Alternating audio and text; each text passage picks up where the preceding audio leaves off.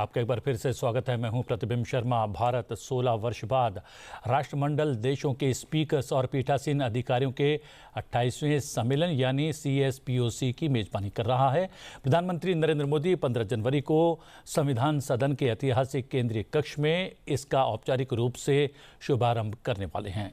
सम्मेलन में artificial intelligence और सोशल मीडिया के एप्लीकेशन पर लगातार बल दिया जाएगा। जी हाँ, दो विशेषज्ञ मेहमान हमारे साथ स्टूडियो में मौजूद हैं। प्रोफेसर सुषमा यादव, पूर्व सदस्य UGC, पूर्व VC भगत फूल सिंह महिला विश्वविद्यालय, आपका बहुत बहुत स्वागत है। राकेश शुक्ला, वरिष्ठ पत्रकार, भी हमारे साथ जुड़े हुए हैं। और doctor Jayant Das Gupta, farmer ambassador WTO, वो हमारे साथ वर्चुअली जुड़े हुए हैं।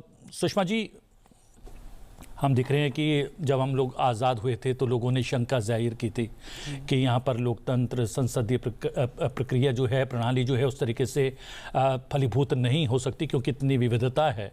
लेकिन इस विविधता भरे देश ने जो है एक पूरा एग्जाम्पल सेट कर दिया है पूरे विश्व के लिए। और ऐसे में इस समारोह का आयोजन कितना महत्वपूर्ण है?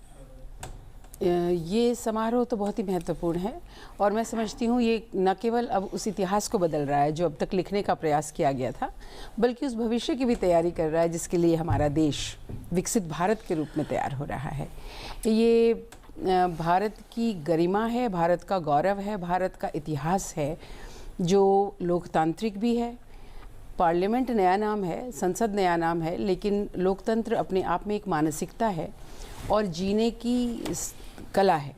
वह भारत के इतिहास में और भारत की गौरवशाली जो परंपराएं रही हैं उनमें छिपी हुई है, क्योंकि यही देश है जो ये कहता है एकम सत विप्रा बहुधा वदंती, और यही लोकतंत्र का मूल सिद्धांत है कि सत्य तो एक है लेकिन कहने के तो बहुत सारे तरीके हो सकते हैं। और इसीलिए भारत को लोकतंत्र की जननी जब हमारे माननीय प्रधानमंत्री जी ने और अनेक विद्वानों ने कहा तो उनका इशारा उधर ही था।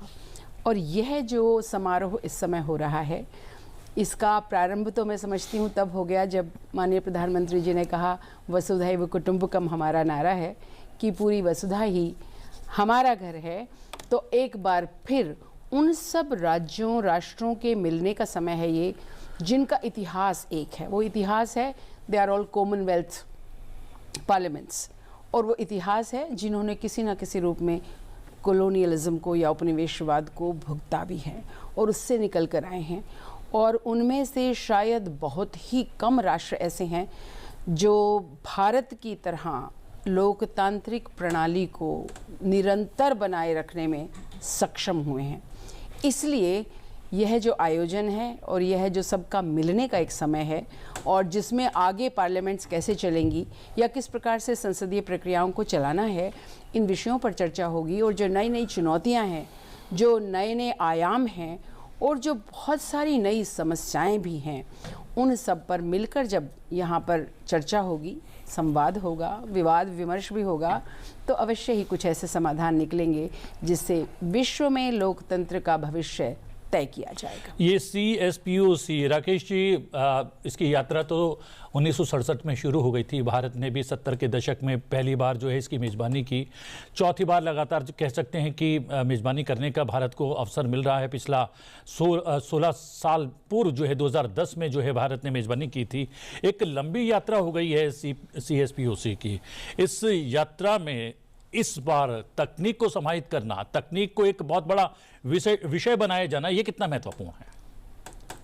देखिए, जो अपना राष्ट्रमंडल देशों का जो कार्यक्रम हो रहा है भारत में, भारत दो मायनों में बड़ा कई देशों के लिए एक रोल मॉडल बन चुका है। एक निष्पक्ष और पारदर्शी चुनाव प्रक्रिया और दूसरा स्वतंत्र तौर पे संसदीय कार्य प्रणाली। ये दो चीज़ों के लिए दुनिया के कई देशों के सामने भारत रोल मॉडल है। और आप देखिए कि दुनिया के तमाम देश यहाँ के संसदीय कार्य पद्धति को देखने के लिए आ रहे हैं कि कैसे यहाँ संसदीय कार्य हो रहा है।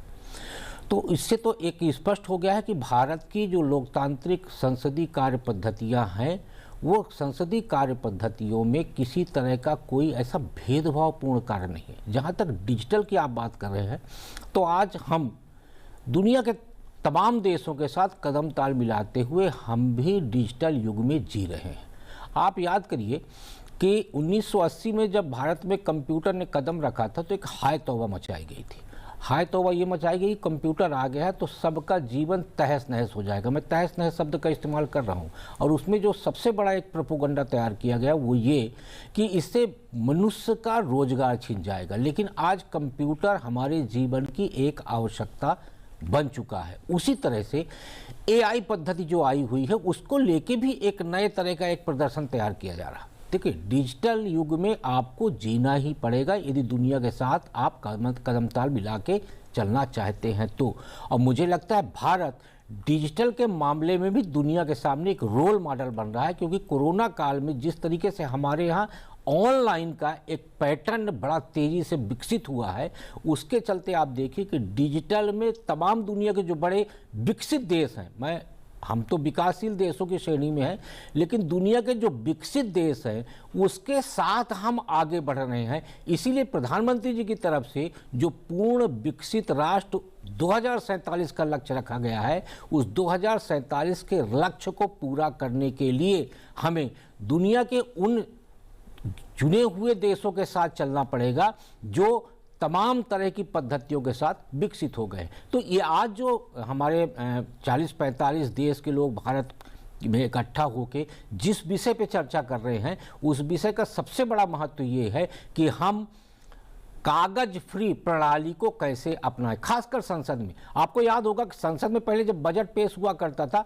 हम आप सब लोग कवर करने जाते थे, एक बड़ी बुक मिला करती थी बजट की, और बुक लेके हम जाते थे, उसमें एक एक पेज पढ़ते थे। लेकिन आज हमें पॉइंट में मिल रहा है कि इसमें ऑनलाइन आर्थिक सर्वेक्षण भी हमें ऑनलाइन मिल रहा है, क्वेश्चन भी हमें ऑनलाइन मिल रहा है, और सारी चीज़ें बहुत अच्छे तरीके से सिस्टमेटिक तरीके से मिल रहा है। तो हम पत्रकार हैं, हम कवर करते हैं, हम प्रश्नकाल, हम शून्यकाल सब देखते हैं, उसमें सब कुछ आपके लोकसभा और राज्यसभा की वेबसाइट में उपलब्ध है। तो हम पार्लियामेंट को लाइव देख पा रहे हैं, हम सदन की कार्रवाई कवर करने आ पाएँ या नहीं आ पाएँ, उसके बाद भी हम मिनट टू मिनट देख पा रहे हैं। इसके साथ यदि हमसे छूट गया तो आपके ही चैनल में वो सारी क्लिप उपलब्ध है जिसे हम खोल के देख सकते हैं। सारी बहस हम जब भी चाहें तब, यानी रेफरेंस के मामले में भी अब हमें कागज का गट्ठर अपने ऑफिस में रखने की आवश्यकता नहीं है। हमारे मोबाइल पे पूरे पार्लियामेंट का डॉक्यूमेंट उपलब्ध है, जब जैसा जो रेफरेंस हमको चाहिए हम पा सकते हैं उसको। इसलिए डिजिटल जिसकी आप तकनीक की बात कर रहे हैं, वास्तव में वो जीवन के लिए बहुत महत्वपूर्ण साबित हो रहा है। जी हाँ, जयंत दास गुप्ता जी, हमने देखा कि G20 के दरमियान जो है विकसित और बहुत ही आधुनिक देश, उनके प्रतिनिधि यहाँ पर उपस्थित थे और उन्होंने देखा कि UPI ट्रांजिशन कैसे होता है, और भारत में जो है सब्जी वाला भी जो है UPI ट्रांजिशन कर रहा है। अब हम देख रहे हैं कि संसदीय कार्यप्रणाली में भी तकनीक के इस्तेमाल में भारत अग्रणी देश बनता हुआ नजर आ रहा है। भारत ने संसद में भाषणी के अंतर्गत प्रमुख AI पहल भी की है। किस तरीके से देखते हैं इस पहल को? AI अब जीवन का एक अंग बन गया है, और इसे किस प्रकार से इसका सदुपयोग किया जाए और आम जनता के लिए, हमारे सभी नागरिकों के लिए इसका फल एक लाभप्रद हो, ये देखना पड़ेगा। अब जैसे राकेश जी ने बताया कि अब पेपरलेस प्रणाली जो हमारे संसद ने अपनाई है, उसके चलते एक तो सहूलियत हुई है, दूसरी बात हुई है कि आम जनता तक ये बात बहुत आसानी से पहुंचती है, क्योंकि अब वेबसाइट पर सारे जो चर्चाएं हुई हैं, जो तथ्य हैं, जो प्रश्न हैं, उसके उत्तर सारे चीज जो हैं सो एक जगह पर मिल जाते हैं। ये दूसरी बात हुई कि जनता तक ये बात पहुंचाने में कि संसद में हो क्या रहा है, किस बात पर चर्चा हो रही है, किसने क्या कही, वो सारी बातें एक जगह पर उपलब्ध है। और तीसरी चीज AI के संदर्भ में है कि अगर आप किसी भाषा में कोई वक्ता बयान रखता है संसद के पटल पर, संसद में, तो उसका साथ साथ जो है अनुवाद क्षेत्रीय भाषाओं में उपलब्ध होता है। और जो पत्रकार हैं वो भी हो सकता है कि किसी क्षेत्रीय भाषा के समाचार पत्र के लिए काम कर रहे हो, तो उनको भी सहूलियत होती है, तत्काल वो अपना रिपोर्ट बना सकते हैं। तो और जो दूर दराज के इलाकों में भी हमारे लोग हैं, वो भी प्रसारण के माध्यम से समझ सकते हैं, क्योंकि अनुवाद की उपलब्धि जो है ये एआई की देन है। पहले भी ये अनुवाद तो होता ही था, लेकिन एआई से ये और सरल हो गया है, खर्च इसका कम हो गया है और बहुत आसानी से इसका ये उपलब्ध हो गया है। तो ये सारी बातें हुई हैं एआई के जरिए, लेकिन एक बात के संदर्भ में सतर्क रहने की ज़रूरत है। एआई के दुरुपयोग की भी कहानियां सामने आती हैं। संसद में भी कुछ माननीय सांसदों को इस प्रकार का, चाहे तो प्रेस कतरन हो या और बातें हो, जिसके जरिए उनको कोई खबर पहुंचाई गई और उन्होंने उसे अपने बयान में रखा। बाद में पता चला कि उसमें सच्चाई नहीं है। तो एआई के दुरुपयोग से कुछ बातें इस प्रकार से क्रिएट की गई थी, एक प्रकार का एक पिक्चर क्रिएट किया गया था। तो ये तो एक मामूली सा उदाहरण हुआ। एआई के और भी बहुत सारे कुप्रयोग के उदाहरण सामने आ रहे हैं और इसमें सतर्क रहने की बात है। तो संसद में जो इसका, चूंकि उसका प्रसार पूरे देश भर में होता है, संसद में क्या कार्यवाही हुई, क्या किसने क्या कहा, सत्ता पक्ष ने क्या कहा और विपक्ष ने क्या आलोचना की, तो उसका बड़ा एक प्रभाव पड़ता है आम जनता पर। इसलिए सतर्क रहने की ज़रूरत है और सेल्फ रेगुलेशन की ज़रूरत है। कोई भी कुछ भी बात संसद में अगर रखे तो एक तो उसे ऑथेंटिकेट करने की ज़रूरत पड़ती है और दूसरी बात है कि उसे पहले से ही उसकी पुष्टि कर ली जाए, जो भी साधन उपलब्ध हैं उसके उपयोग से पुष्टि कर ली जाए कि ये सच्चाई है कि नहीं इसमें। जी हाँ, भाषणी के माध्यम से एआई आधारित अनुवाद, पुराने बहस दस्तावेजों, एजेंडा फाइलों, समिति बैठकों और अन्य संसदीय सामग्री का क्षेत्रीय भाषाओं में निर्बाध अनुवाद जो है आसान हो गया है। सभी नागरिकों के लिए भाषाई विविधता और सुलभता भी सुनिश्चित की जा रही है। इसके बावजूद जो जयंत दास गुप्ता जी ने जिस और इशारा किया है कि एक चुनौती भी है। वैसे जब कंप्यूटर इंट्रोड्यूस हो रहा था तब भी कहा जा रहा था कि ये जो है पूरी व्यवस्था को जो है बदल कर रख देगा और एक चुनौती जो है पूरी मानवता के लिए होगा। लेकिन आप चीज़ें कितनी सुलभ सहज हो गई हैं कंप्यूटर के माध्यम से। एआई भी एक ऐसा टूल है कि जैसा उसका उपयोग करेंगे वैसा ही उसका फल मिलेगा। मुझे लगता है उससे अब बच तो हम नहीं सकते और बचना चाहिए भी नहीं, परंतु यही याद रखना चाहिए कि वह कृत्रिम है। इंटेलिजेंस तो है, बुद्धिमत्ता तो है, लेकिन कृत्रिम है और मानव की बुद्धि से आगे मानव की बनाई हुई रचना भी नहीं हो सकती। कंप्यूटर्स जब आए थे तो आपको याद होगा, लगा था कि लोग बेरोज़गार हो जाएंगे, लोगों के काम चले जाएंगे और मशीनें उनकी जगह ले लेंगी। बहुत सारी जो डिटेल्स हैं और बहुत सारा जो एक तरह से हमारा विस्तार है विचारों का, वह इनमें सिमट गया है, इस मशीन में सिमट गया है। अब आपको, जैसा राकेश जी कह रहे थे कि अब हमें इतने बड़े बड़े कागज़ रखने की, दस्तावेज रखने की अपने कार्यालयों में आवश्यकता नहीं है, पर मैं समझती हूँ अब ये भी चलेगा। लेकिन एक रुझान अगर आप देख रहे हैं तो इस बार के पुस्तक मेले को देखें, किस प्रकार से लोग जुड़ रहे हैं, भीड़ आ रही है। तो भारत वो देश है जो इस कृत्रिमता को भी स्वीकार करेगा, लेकिन इसको भी अपने भावों से जोड़ लेगा। यानी कंप्यूटर भी रहेंगे, आर्टिफिशियल इंटेलिजेंस भी रहेगी, सोशल मीडिया भी रहेगा, लेकिन वो संवेदनशीलता जो भारत की विशिष्टता है और हमारी संस्कृति की विशिष्टता है वो भी रहेगी। और वो एक बेस्ट प्रैक्टिस मुझे लगता है कुछ समय के बाद सभी कॉमनवेल्थ पार्लियामेंट्स के सामने या जो अधिकारी अब आए हुए हैं वहाँ से, उन सब के सामने रहेगी। मैं एक बार वहाँ संकेत करना चाहती हूँ जो आपने प्रारंभ किया था। जब हम उस समय विद्यार्थी थे तो सब ये पढ़ रहे थे, जितनी पुस्तकें उस समय राजनीति विज्ञान पर आ रही थी तो वो यही कह रही थी कि India will disintegrate, India will not continue as a democracy, सब ये मानकर, और पुस्तक पे पुस्तक आ रही थी। और जब इमरजेंसी आई आपातकाल के समय तो लगा जैसे डूम्स डे आ गया, यानी जो कहा जा रहा था वो सच हो गया। लेकिन मैं कहूँगी भारत जो पूर्णतः शिक्षित भारत भी नहीं था मतदाता, उस मतदाता ने जितनी मैच्योरिटी दिखाई, जितनी बुद्धिमत्ता दिखाई, आज तक फिर किसी और की हिम्मत नहीं हुई कि उस प्रकार का आपातकाल लगाया जाए। और भारत ने अपनी लोकतंत्र की चेतना को, अपनी लोकतंत्र की प्रतिष्ठा को और लोकतंत्र के इतिहास को बनाए रखा। कृत्रिम बुद्धिमत्ता या आर्टिफिशियल इंटेलिजेंस भी उसी प्रकार से उसको सुदृढ़ करने में हमारी सहायता करेगी। मुझे नहीं लगता कि वह हमारी संसदीय मर्यादा को, संसदीय गरिमा को या संसदीय कार्यप्रणाली को एडवर्स रूप से, किसी भी प्रकार से नकारात्मक रूप से प्रभावित नहीं करेगी।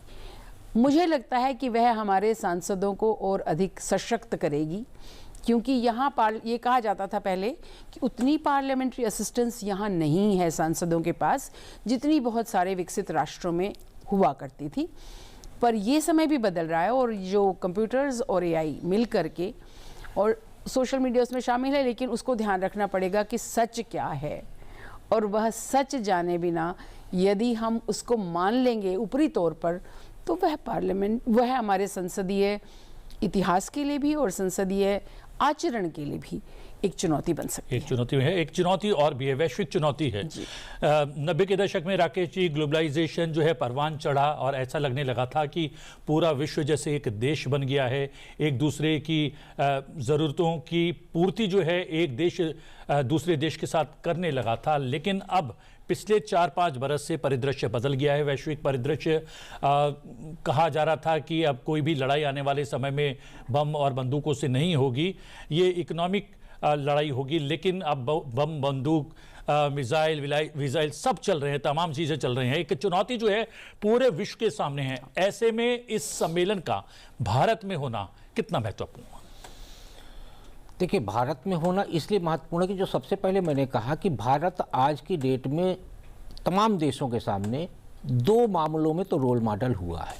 और ये जो भी देश हमारे साथ, ये जिनको हम कॉमनवेल्थ कहते हैं, वो कॉमनवेल्थ एक तरह से कुटुंब है। और ये कुटुंब जो है हमेशा एक दूसरे का हाथ पकड़ के चल रहा है। तो जब से आपने कहा कि 1968 से लेके आज हम 2026 में खड़े हैं, इस कुटुंब से कोई भी व्यक्ति एक दूसरे का हाथ नहीं छोड़ा। तो ऐसे में जो वैश्विक परिदृश्य की आप बात कर रहे हैं, तो वैश्विक परिस्थितियों से निपटने में ये कुटुंब अपने आप को सक्षम किए हुए है और आगे भी सक्षम करेगा। रही बात यदि हम डिजिटल की बात करें कि डिजिटल में तो दवा में भी प्रतिबिंबी गुण और दोष दोनों होते हैं। यदि दवा का उपयोग सही तरीके से किया जाए तो वो रोग का विनाश करता है, यदि दवा का हम सही तरीके से उपयोग नहीं करेंगे तो शरीर का विनाश करेगा वो।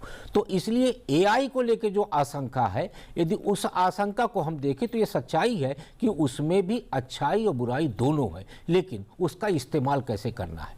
उसका इस्तेमाल क्या हमको बांग्लादेश की तरह करना है, क्या उसका इस्तेमाल हमको श्रीलंका की तरह करना है? मुझे लगता है भारत में इस तरह के प्रयोग सफल नहीं हो सकते। और उसका कारण ये है कि भारतीयों की समझ अभी तक जो आई है डिजिटल प्लेटफॉर्म को लेके, वो बहुत ही तमाम देशों की जगह पे उम्दा है।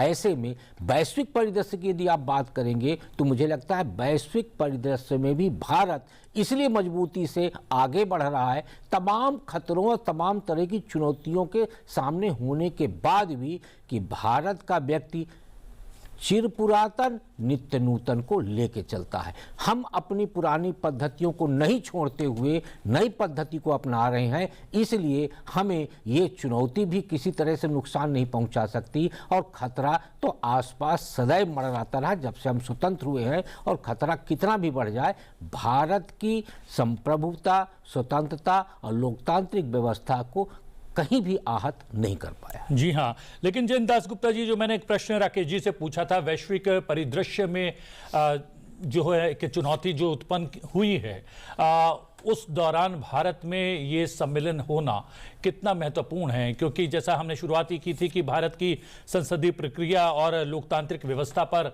जो है शंका जाहिर की जाती रही थी। अब पूरा विश्व देखता है और अलग अलग देशों के प्रतिनिधि आते हैं और हमारी संसदीय प्रक्रिया को देखते हैं और सीख कर जाते हैं। तो क्या माना जाए, ऐसी चुनौतीपूर्ण अवस्था में इस सम्मेलन के माध्यम से भारत की धरती से कुछ नया निकलेगा? भारत की जो संसदीय प्रक्रिया है, जो उसमें विकास हुआ है 1950 से लेकर के आज तक, ये एक उदाहरण स्वरूप है। और इसमें हमारे यहाँ जिस प्रकार से हमने प्रजातंत्र की गरिमा को बढ़ाई है, प्रजातंत्र का विस्तार किया है, जो संस्थाएं हैं उन्हें मजबूत किया है, ये काबिले तारीफ है। चूंकि कॉमनवेल्थ का गठन लगभग 1947-48 के करीब से शुरू हुआ और बहुत सारे देश जो हैं, 53 देश कॉमनवेल्थ संगठन में शामिल हैं, उनमें प्रजातंत्र तो सभी में है लगभग, लेकिन बहुत तरह के फिसिपेरस टेंडेंसीज, जो एक पोलराइजेशन की जो बातें हैं, ये सब हो रही हैं, उभर के आ रही हैं, जो प्रजातंत्र के लिए खतरे की चीजें हैं। तो संसद ही जो एक मंच प्रस्तुत करता है जिसमें आम जनता की बात, चाहे वो दूर दराज के किसी भी इलाके में हो, उत्तर दक्षिण पूर्व पश्चिम कहीं भी हो, उसकी आवाज वहां तक गूंज सकती है, उसकी आवाज देश के समक्ष रखी जा सकती है। तो ये जो चीज है, ये हमारे संसद ने, हमारी जो संस्थाएं हैं, उनके माध्यम से हमने इसे कारगर किया है। और इसमें टेक्नोलॉजी का, थोड़ी देर पहले आपने जिक्र किया यूपीआई का। यूपीआई आज बहुत सारे देशों ने भारत से उसे लिया है और अपने देश में उसका उपयोग कर रहे हैं। उसी प्रकार से संसद में, जैसे आपने पेपरलेस ट्रांसलेशंस की बात की, पेपरलेस ट्रांजैक्शंस की बात की, ट्रांसलेशन की बात की इतनी सारी भाषाओं में, और भी बहुत सारे टेक्नोलॉजी के प्रयोग से हमारी व्यवस्थाएं सुदृढ़ हुई हैं, ट्रांसपेरेंट हुई हैं, और खर्च के मामले में भी हमने किफ़ायत से इन्हें अपनाया है। तो ये सारी चीज़ें जो हैं, और संसदों में जो इसमें भाग ले रहे हैं उन देशों में, ये विचारों का आदान प्रदान होगा। जो अच्छी बातें होंगी वो हम भी सीख सकते हैं और लोगों से, और लोग भी भारत से सीख सकते हैं। क्योंकि भारत अभी सबसे ज़्यादा जनसंख्या वाला प्रजातांत्रिक देश है, तो इसकी एक जो भूमिका है, इसका जो एक स्थान है विश्व में, वो तो सबके आगे है इस मामले में। और जिस प्रकार से प्रोफेसर यादव जी ने भी अभी कहा कि जब वो पढ़ती थी उस वक्त होता था, बातें चलती थी पुस्तकों में कि प्रजातंत्र भारत में टिकने वाला नहीं है, तो वो सारी बातें जो हैं अब दूर हो गई हैं। अब तो हमें एक बीकन के रूप में काम करना है, और जो देश हैं प्रजातंत्र की जड़ें मजबूत हों, पूरे कॉमनवेल्थ में ही नहीं और बाहर, और भी इसके बाहर के देशों में भी।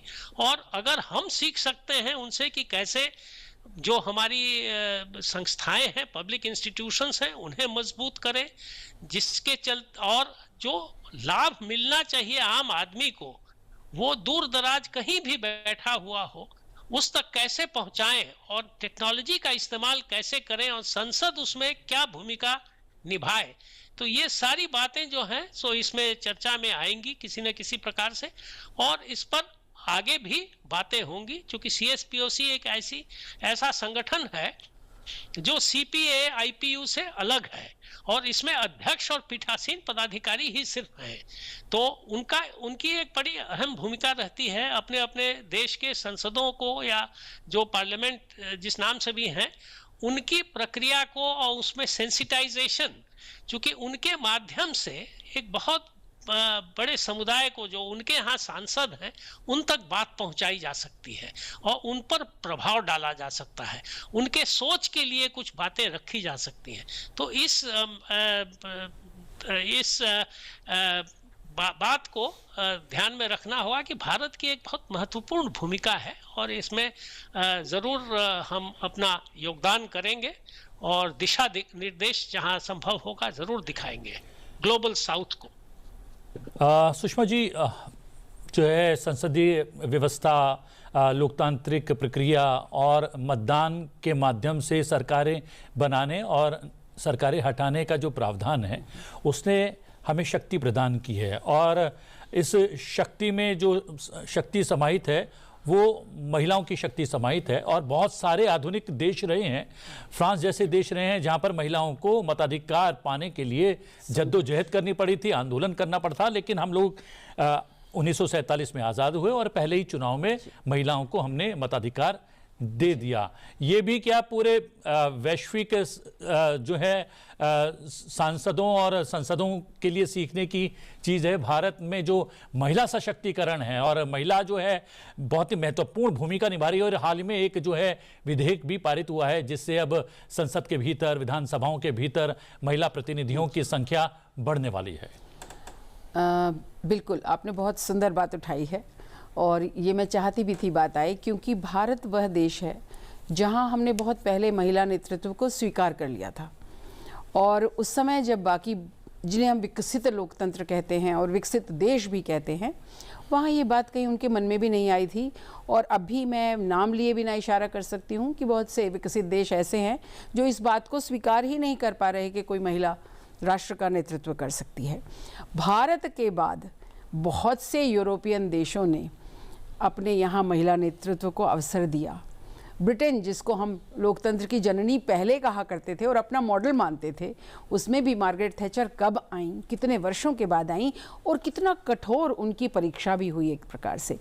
भारत में समझती हूँ क्योंकि जो मातृशक्ति की यहाँ संकल्पना है, वह मातृशक्ति की संकल्पना सदैव महिला में एक नर्चरिंग पावर, एक नर्चरिंग कैपेसिटी देखती है।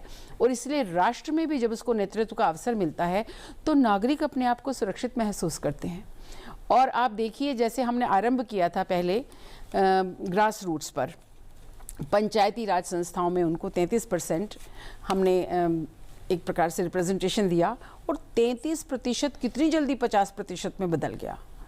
तो ये विश्वास है यहाँ की नेतृत्व पर और महिला नेतृत्व पर। और अभी आपने देखा है जहाँ जहाँ चुनाव हो रहे हैं वहाँ महिलाओं की भूमिका है। और महिला ये देख रही है कि किस प्रकार से मेरे बच्चों का भविष्य सुरक्षित हो, किस प्रकार से इस समाज का भविष्य सुरक्षित हो, किस प्रकार से इस राष्ट्र का भविष्य सुरक्षित हो। इसीलिए जब मातृशक्ति वंदन अधिनियम है, वह केवल महिला का रिप्रेजेंटेशन मात्र नहीं है, वह उसमें वंदन भी है और शक्ति भी है।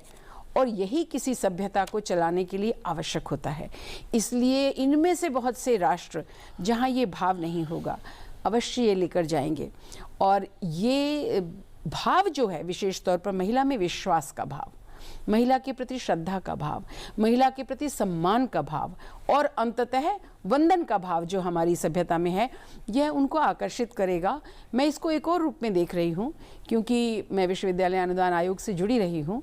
मैं इस रूप में भी देख रही हूँ कि अभी हम राष्ट्रीय शिक्षा नीति 2020 के क्रियान्वयन के दौर में हैं और हम शिक्षा का अंतर्राष्ट्रीयकरण भी कर रहे हैं।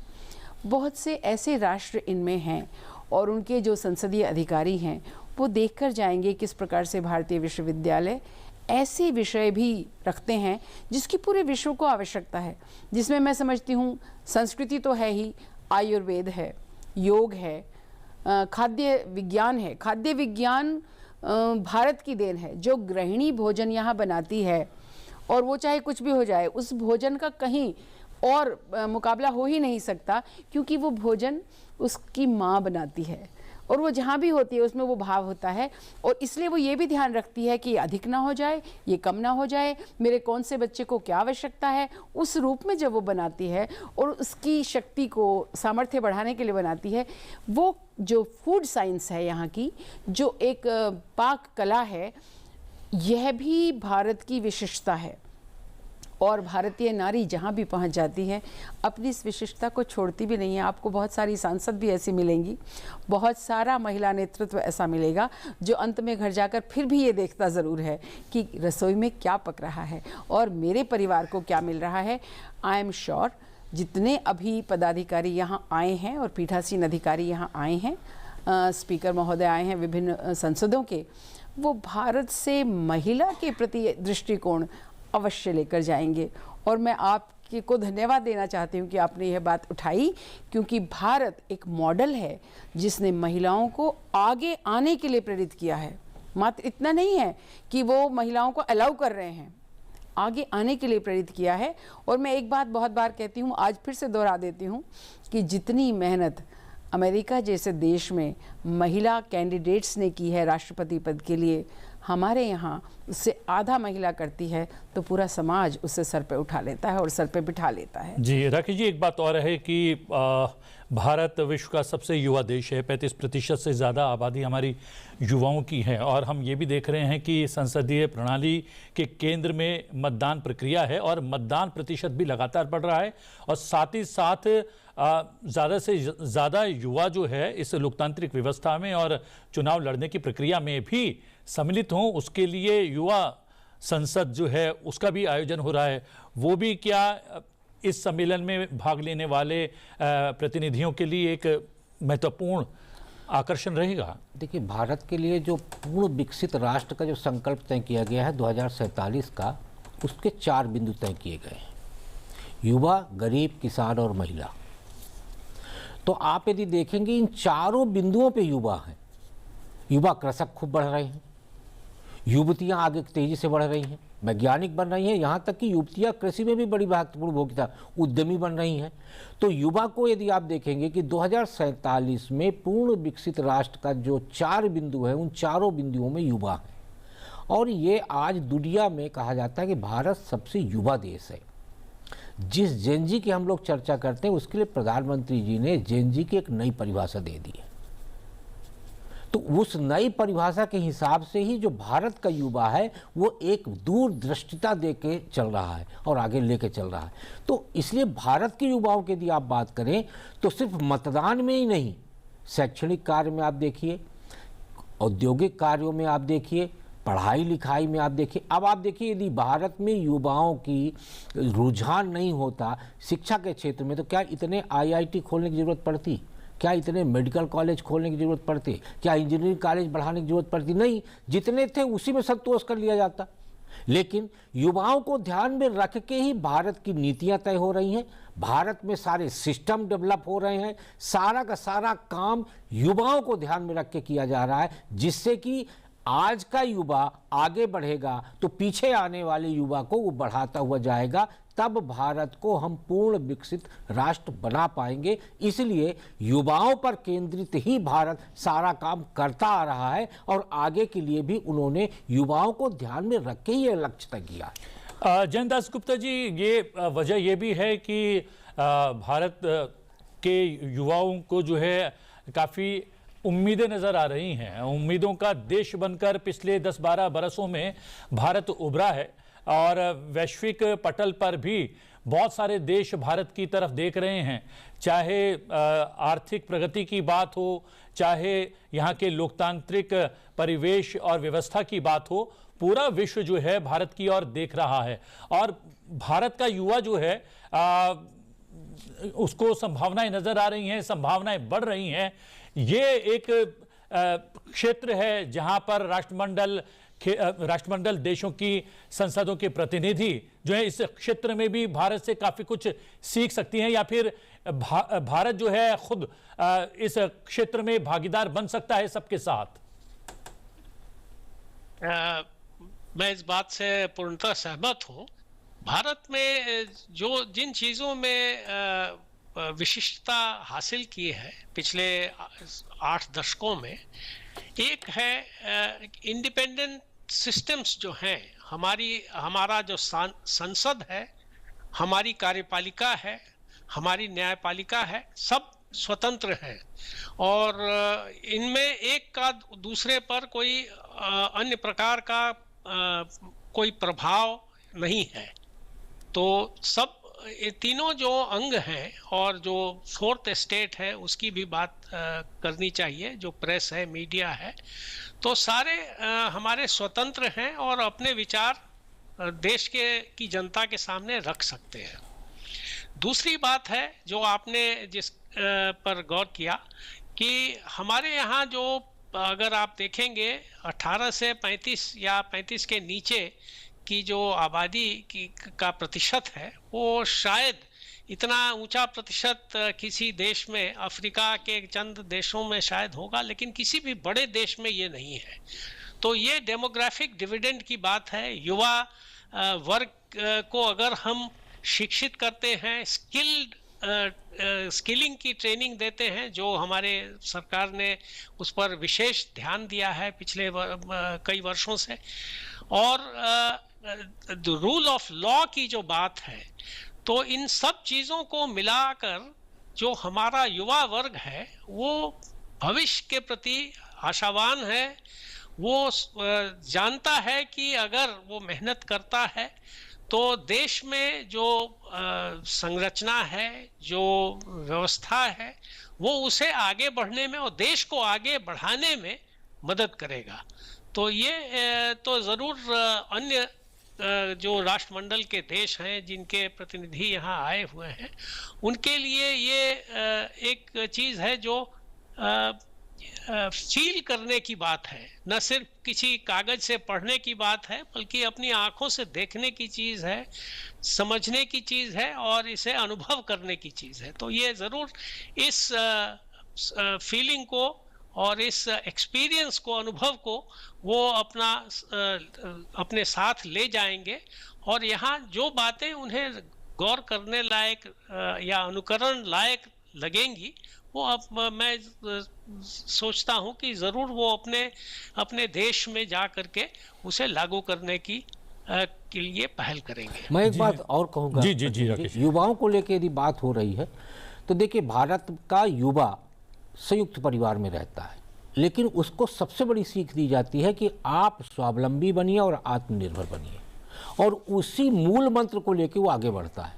यदि ऐसा नहीं होता, भारत का युवा ऊर्जावान और बुद्धिमान नहीं होता, तो अमेरिका के राष्ट्रपति बराक ओबामा को ये कहने की आवश्यकता नहीं पड़ती कि भारतीय युवाओं पे निर्भरता कम करिए और खुद ही स्वावलंबी बनिए।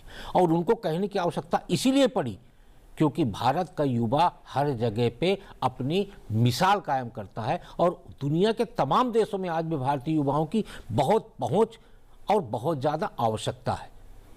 ये जो बात राकेश जी ने कही है, सुषमा जी, ये राष्ट्रमंडल देशों के साथ भी है कि वहाँ पर भी बहुत बड़ी संख्या में भारतीय तकनीशियन और भारतीय युवा काम कर रहे हैं और उनकी आर्थिक प्रगति की रीढ़ बने हुए हैं। तो एग्जाम्पल तो सेट कर ही दिया है भारतीय युवाओं ने विश्व के अलग अलग देशों में काम करके। और इतना ही नहीं, वो काम तो कर ही रहे हैं, वो वहाँ बहुत उत्तरदायित्व पूर्ण स्थानों पर हैं, और बहुत स्थानों पर तो नेतृत्व भी उनके पास है। तो भारतीय युवा ट्रस्टवर्दी है, भारतीय युवा मेहनती है, और भारतीय युवा दूरदृष्टि रखता है, और भारतीय युवा जहाँ होता है वहाँ की प्रति भी निष्ठा रखता है। वह मात्र ये नहीं करता है कि वहाँ सिर्फ काम करे और सोचे कहीं और की।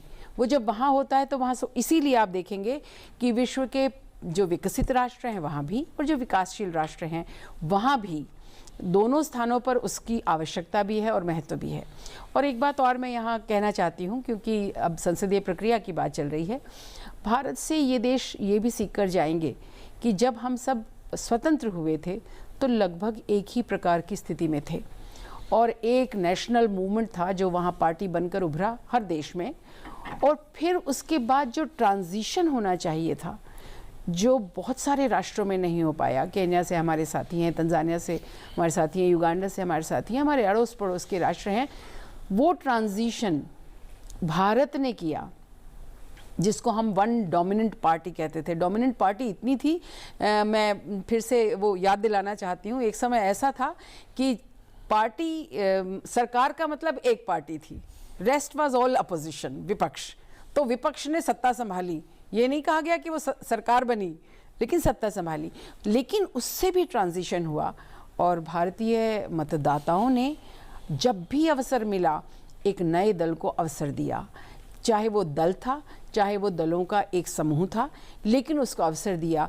यह लोकतांत्रिक निर्णय लेने की स्थिति और मानसिकता भारतीय मतदाता में जो थी, यह मुझे लगता है बहुत सारे हमारे जो कॉमनवेल्थ राष्ट्र हैं उनके मतदाताओं के लिए, वहाँ के राजनीतिक दलों के लिए और वहाँ की संसद के लिए बहुत सुंदर पाठ हो सकता है, और बहुत अच्छी जानकारी, उपयोगी जानकारी भी हो सकती है। राकेश जी, ये चूंकि राष्ट्रमंडल देशों की संसदों के जो हैं अध्यक्ष और पीठासीन अधिकारी इस सम्मेलन में सम्मिलित हो रहे हैं और विभिन्न रूपों के बारे में संसदीय लोकतंत्र के उसके ज्ञान और समझ को बढ़ावा देने का प्रयास जो है मिल बैठकर करेंगे।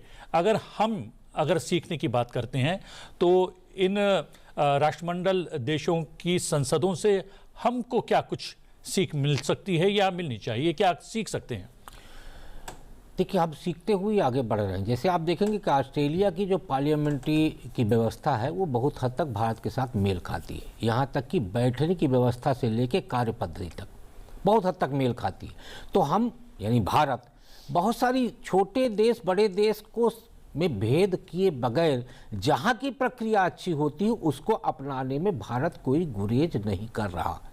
भारत में दूसरे देश से आए हुए लोगों को सीखने के लिए सबसे बड़ी ये है कि भारत में संसदीय प्रक्रिया कितनी विविधता है। इसका उदाहरण अभी कुछ साल पहले तक या इस साल तक हम देख सकते हैं, उड़ीसा और आंध्र प्रदेश में एक साथ चुनाव होता है, लोकसभा और विधानसभा का, लेकिन वहाँ का मतदाता निर्णय क्या लेता है, लोकसभा में वो दूसरे के लिए निर्णय करता है और विधानसभा में दूसरे के लिए निर्णय करता है। उड़ीसा में भी यही प्रक्रिया इसके पहले तक थी। अब स्थानीय निकाय चुनाव को आप देखेंगे तो स्थानीय निकाय चुनाव में वो कुछ और निर्णय लेता है मतदाता वही होता है, लोकसभा में कुछ और लेता है और विधानसभा में कुछ और लेता है। तो ये विविधता मुझे लगता है दुनिया के गिने चुने देशों में से ही होगा जो भारत में है। भारत का मतदाता स्वतंत्र है, अपनी रुचि के हिसाब से निर्णय करता है और निर्णय वो ऐसा करता है कि भारत की संसदीय प्रणाली बेहतर कौन चला सकता है, किस दल को हम विश्वास करें कि भारत की नीति निर्धारण अच्छा करेगा, उस दल के साथ ही वो जा रहा है।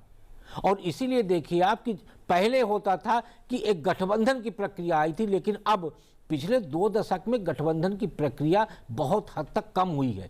मतदाता स्पष्ट तौर पे किसी एक दल के साथ जाता है और एक संसदीय प्रणाली का निर्माण करता है। और इसीलिए भारत में देखिए मतदाता को यदि आप कहें तो मुझे लगता है बहुत जागरूक है, बहुत बुद्धिमान है, संसदीय प्रक्रिया को बारीकी से देखता है। इसीलिए फिर मैं आता हूं कि एआई की आवश्यकता इसलिए है क्योंकि भारत का हर मतदाता अब संसद में नजर रख रहा है, तो अपने क्षेत्र से चुन के आया हुआ सांसद चाहता है कि सदन के अंदर हम बेहतर कार्यशैली प्रस्तुत कर सकें, बेहतर शैली में हम अपनी बात रख सकें। उसमें स्क्रिप्ट बनाने में एआई उसके लिए बहुत मददगार हो सकता है। फैक्ट की यदि हम बात करें, अभी तक हमारे पास फैक्ट के लिए एक ही विकल्प है, हम सर्च करते हैं, वो जो तथ्य परोस देता है उसी तथ्य को लेकर हम आगे बढ़ जाते हैं। लेकिन एआई के आने से अब हमारे पास तथ्य के लिए भी 2 विकल्प हो गए हैं। इन 2 विकल्पों में भी यदि हम आशंकित हैं तो अब हम रेफरेंस के रूप में अपने पास जो पुराने रेफरेंस पड़े हुए हैं उसको क्रॉस कर सकते हैं।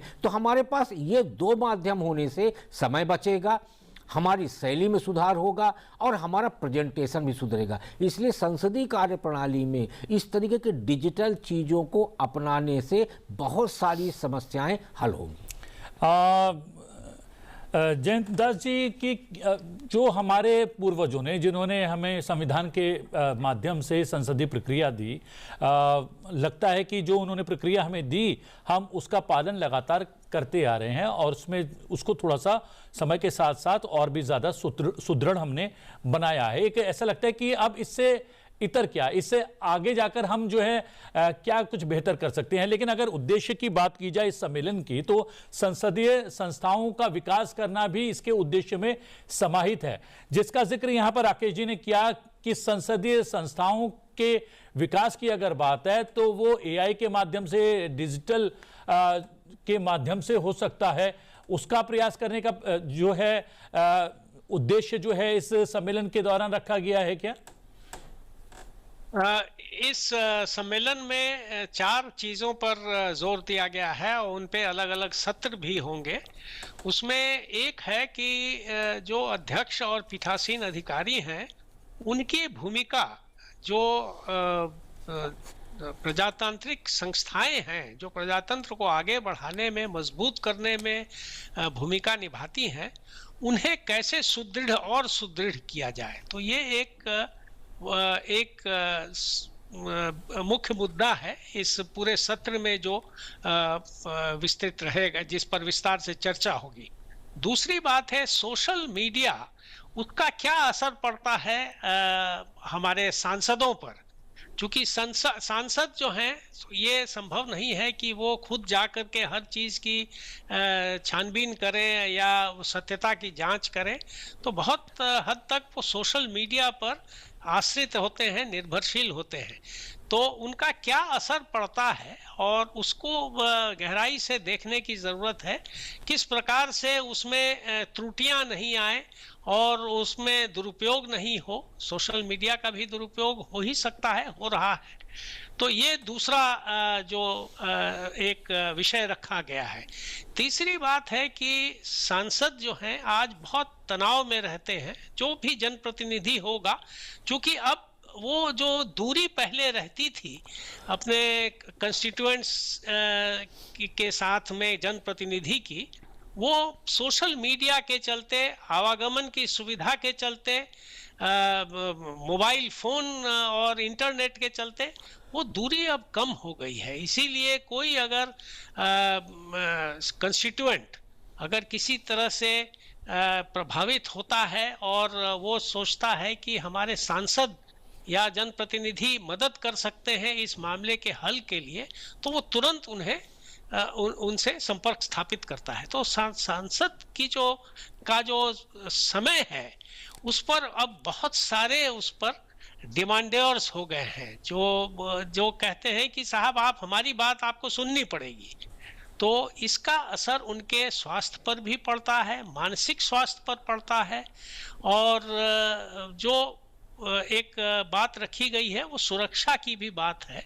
तो सुरक्षा, स्वास्थ्य, वेल बीइंग, वो एक स्वस्थ जीवन वो यापन करें, इस पर जो है एक सत्र इस पर भी रखा गया है। क्योंकि मेंटल हेल्थ की भी बात है, तो ये विकसित देशों में इसे अब लोगों ने स्वीकार करना शुरू किया है कि ये कहते हैं कि 1/4 से लेकर 1/3 लोगों में किसी न किसी प्रकार की समस्या है। जैसे कि स्वास्थ्य की समस्या होती है, फिजिकल हेल्थ की, उसी तरह मेंटल हेल्थ की भी समस्या है। और इस पर अगर जब तक आप इसे स्वीकार नहीं करेंगे कि ये एक समस्या है, तब तक इसका हल नहीं निकल सकता है, इसकी चिकित्सा नहीं हो सकती है। बहुत सारे इस प्रकार की समस्याएं हैं जिनकी चिकित्सा होती है और सफल चिकित्सा होती है। तो इन सारी चीज़ों पर तीसरे सत्र में एक बात की जाएगी। और चौथी चीज़ जो है उसमें यह है कि इस पूरे प्रजातांत्रिक व्यवस्था को किस प्रकार से और पीपल्स पार्टिसिपेशन इसमें और ज़्यादा से ज़्यादा हम आमंत्रित कर सके, इसमें भागीदार बना सके लोगों को, जिससे कि वो तो स्टेक होल्डर्स हैं, लेकिन स्टेक होल्डर होने का एहसास उन्हें हो और उसका उन्हें एक अधिकार हो कि साहब हम स्टेक होल्डर हैं, इसीलिए ये हमारा अधिकार है कि आपको हमारी बात सुननी पड़ेगी। ये हमने पक्ष रखा और दूसरे पक्ष की भी बात सुन लीजिए, उसके बाद आप इसे रखिए और लोगों के सामने, देश के सामने, संसद के सामने। तो ये पार्टिसिपेशन किस प्रकार से और बढ़ाया जाए, इस पर भी चर्चा होगी। तो ये सारी बातें जो हैं ये अभी की के संदर्भ में भी महत्वपूर्ण है, लेकिन भविष्य के संदर्भ में भी महत्वपूर्ण रहेंगी। क्योंकि युवा वर्ग जो जैसे जैसे उनकी संख्या बढ़ती जा रही है, उनका प्रतिशत बढ़ता जा रहा है। बहुत सारे तो इतने लंबे समय से इस धरती पर हैं ही नहीं जिन्हें बहुत जानकारी हो हमारी संसदीय प्रणाली की, परिपाटियों की। तो उनको इस प्रकार की जानकारी देना और उन्हें एक स्टेक होल्डर का एहसास दिलाना और अधिकार के बारे में सेंसिटाइज करना, ये भी ज़रूरी है। स्टेक होल्डर तो होता ही है, अगर मतदाता सबसे बड़ा स्टेक होल्डर है और भारत जैसी लोकतांत्रिक व्यवस्था में तो वो स्टेक होल्डर, उसको पसंद नहीं आएगी चीज़ें तो चीज़ें बदल देता है। तो उसके पास तो बहुत बड़ी की है, बहुत बड़ा उसके पास चाबी है। लेकिन सबसे बड़ी चाबी और कुंजी ये है कि युवा बाहर बैठकर केवल गलतियां ना गिनाएं, जो है नेताओं की और संसदीय प्रक्रिया की, वो उसमें भागीदारी निभाए, न केवल मतदाता के रूप में बल्कि चुनाव लड़कर उसका प्रयास लगातार भारत में हो रहा है। भारत से सीखा जा सकता है। भारत में हो भी रहा है, और आप देखें तो पिछले 3-4 जो चुनाव हुए हैं उनमें युवा ने बहुत बढ़ चढ़कर भाग लिया है। वो दिखाई दिया कहीं कहीं, कहीं वो पर्दे के पीछे भी था, लेकिन युवा ये जानने का प्रयास पूरे समय कर रहा था कि कौन सा दल कौन सी घोषणा पत्र लेकर चल रहा है, उनसे क्या अपेक्षाएं रखी जा सकती हैं। युवा की आकांक्षाएं हैं और युवा उन्हें छिपाता भी नहीं है, लेकिन उन आकांक्षाओं पर कौन खरा उतरेगा ये जानने का प्रयास करता है। पिछले अनेक दशकों से आप देखेंगे तो भारत में बहुत सी ऐसी संस्थाएं भी आई हैं जो हर एमएलए और एमपी का, यानी संसद के जो हमारे निर्वाचित प्रतिनिधि हैं, उनका ब्यौरा हमारे सामने रखती हैं, उनका लेखा जोखा लेकर आती हैं कि ये जब आए थे तो क्या थे, 5 वर्ष के बाद क्या हैं, और इनसे क्षेत्र को क्या उम्मीदें थी और उन्होंने क्षेत्र के लिए क्या किया। और ये सब युवा देखने की योग्यता रखता है, और वो युवा चाहे कहीं भी है, ये इस यहाँ की विशेषता है। तो मुझे लगता है जो ये आए हुए हैं हमारे यहाँ पीठासीन अधिकारी और अध्यक्ष महोदय, वो अवश्य ही देख कर जाएंगे कि किस प्रकार से भारत का मतदाता, और उसमें विशेष तौर पर युवा, जो बहुत स्थानों पर देखा था हमने कोविड के समय, ये विकसित राष्ट्रों में भी युवा बहुत जल्दी सड़कों पर उतर आए और उन्होंने अपने अधिकार और अपनी ऑटोनॉमी की बात करनी शुरू कर दी। लेकिन भारत था जो माननीय प्रधानमंत्री जी ने उस समय कहा वो माना, और उसके पीछे मुझे लगता है हमारी जो परिवार संस्था है वो सबसे महत्वपूर्ण शक्ति रही है, क्योंकि सबको ऐसा लगा कि अरे हम सब मिल सकते हैं, हम सब साथ बैठ सकते हैं, हम सब साथ बैठकर खा सकते हैं, हम साथ बैठकर समय बिता सकते हैं, और एक बार फिर से वो सुखद, जिसको हम कहते हैं अनुभूति सबके साथ रहने की होती है, वो यहाँ आई। और यह भी क्षण वो संजो कर ले जाएंगे अवश्य ही, क्योंकि अगर वो लाल किले में है इस समय, वहाँ वो इतिहास देखेंगे हमारा, और उस इतिहास से निकलकर किस प्रकार फिर संविधान भवन में आएंगे जहाँ हमारा भविष्य लिखा गया था उस समय का, और उस भविष्य को इस युवा ने संजोया है। हमने राष्ट्रीय शिक्षा नीति में यह भी प्रयास किया है कि बच्चों को संवैधानिक गुणों और लोकतांत्रिक गुणों की शिक्षा दी जाए, और भारत का निर्वाचन आयोग भी निरंतर ये प्रयास कर रहा है कि जो लोकतंत्र के गुण हैं, जिसमें दूसरे की बात सुनने की, उसको सहन करने की, उसको समझने की, उसको सम्मान देने की एक कला भी आनी चाहिए, और वो युवा ले रहा है। चाहे युवा बहुत जगह पर लगता है बहुत एग्रेसिव है, लेकिन जब वो समाज में आता है तो शायद ये समझने का प्रयास करता है कि मेरे समाज और राष्ट्र के लिए क्या आवश्यक है।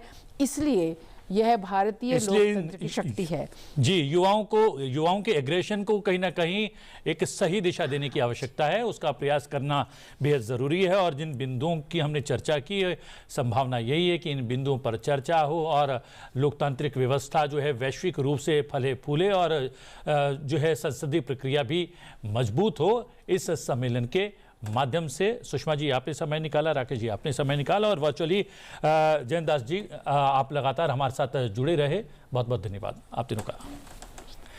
इस विशेष में इतना ही, मुझे दीजिए आज्ञा। लेकिन हम बता दें कि CSPO से जुड़ी हुई हर खबर पर हमारी नज़र रहेगी, आपके साथ लगातार साझा करते रहेंगे। देखते रहिए संसद TV। नमस्कार।